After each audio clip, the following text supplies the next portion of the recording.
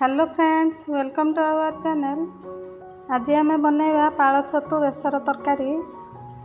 आपण मैंने यह तरकारी को गरम भात कि पखाल भात सहित खाईपर। यह तरकारी खूब शीघ्र बनी जाए और खाइबा को बहुत स्वादिष्ट लगी था।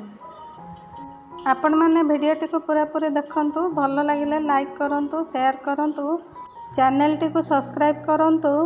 नुआ नुआ वीडियो नोटिफिकेशन पाइबा पाई बेल आइकन टी को क्लिक करंतु। यही पाଳ छतु तरकारी को बनैबा पाई मु हाफ केजी छतु को नहीं। छतु को नेला बेले एमती कढ़ थिबो छतु टिके आनिले भल लगी थाए खाइबा को। ताकू बाछिला बेले टिके बड़ बड़ साइज करके बाछि नेबे। यही छतु को रांधिबा पूर्व प्रथमे हळदी पानी रे पकई नबा, अध घंटा पाई छाड़ी देबा। अध घंटा पर ए हळदी पानी रू भल भाव छतु गुड़ी को चुपुड़ी की बाहर कर नबा। एमिति हळदी पानी रे किछि समय पकईकी रखिले जदि छतुरे कौन से पोक थांती ताले बाहरी आसथांती। देखंतु छतु को मु भल भाव चुपुड़ी की एपरि बाहर कर नेछि। तापरे गैस लगाई गोटे कड़ाई बसाइबा, 2 चामच सोरिष तेल को दे दबा। तापरे कटा होई रहितबा आलू को देई भल भाव लाल हला पर्यंत भाजी नबा। आलू एहीपरि लाल पड़ी गला परे ताको बाहर कर नबा। तापरे छतु गुड़ी को देई अल्प हळदी गुंड को दे दबा आ पानी सुखिला पर्यंत छतु गुड़ी को भाजी नबा। छतुरे एबे आमे लूण देबा नहीं, लूण देले अधिका पानी बाहरी पड़ी थाए, सेति पई आमे तरकारी कला बेले लूण को देबा। एही छतु भाजी हला भितरे चलंतु मसला प्रस्तुत करि नबा। सेति पई गोटे ग्राइंडर जार नै जिबा। 2 चामच कला सोरिष, हाफ चामच जीरा और अल्प हळदी गुंड को देई प्रथमे पाउडर कर नबा। एहीपरि अल्प पाउडर करनेले मसलाटी पूरा चिकण होइकी बाटी होई थाए। तापरे आमे अल्प लूण दे दबा आ किछि धनिया पत्र, 8-10 कला रसुण आ गोटे मीडियम साइज रो पियाज को देई भल भाबरे चिकण करी पेस्ट बनै नबा। तापरे 2टी मीडियम साइज रो टमाटो आ गोटे मीडियम साइज रो पियाज को छोट छोट करी काटिकी रखिबा। एबे छतुरु पूरा पूरी पानी सुखी गलानी, ताकू गोटे जगह को बाहर कर नबा। सही कड़ाई रे 2 चामच सोरिष तेल को दे दबा। 1/4 चामच रो सोरिष, 2टी सुखिला लंका आ 2टी कंचा लंका को छुंक करि नबा। तापरे कटा पियाज को देई लाल हला पर्यंत भाजी नबा।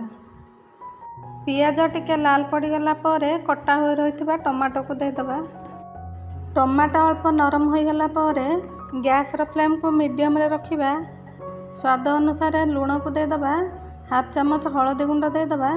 तापरे राग लंका गुंड को दबा। एठी आपण माने जत्तिकी राग खाउचंती सेही अनुसार लंका गुंड को देबे।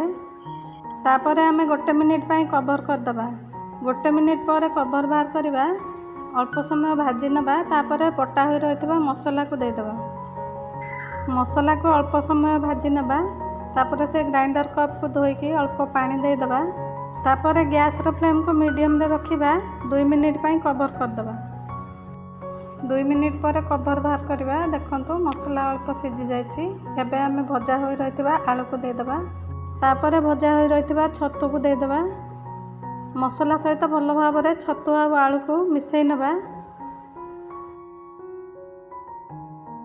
एहीपरि अल्प समय भाजी होई गला परे तापरे आमे आवश्यक अनुसार गरम होई रहितबा पानी को दबा।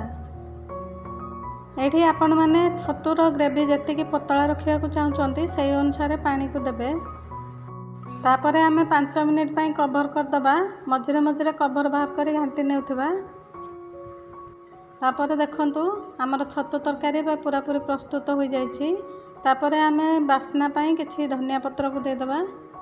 गैस को बंद करी आ 5 मिनिट पाई कवर कर दबा। 5 मिनिट पर कवर बाहर करिबा।